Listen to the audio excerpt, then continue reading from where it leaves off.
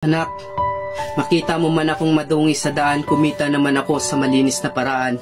Oo, construction lang trabaho ko, pero marangal naman ito sa mundong ating kinatatayuan. May mga taong mapanghusga, pero dapat tayo ay maging isang matatag dahil dugo, pagod, hirap at pawis ang ating pinaghihirapan. Hayaan mong minamaliit ka ng ibang tao dahil bilang isang construction worker, di nila alam kung gaano kahirap ang ating pinagdadaanan. At proud ako dahil meron akong isang marangal na trabaho. Masama lang loob nararamdaman ko kasi dito sa Pinas, kung sino pang pinakamahirap na trabaho ay siya pang pinakamababang sweldo.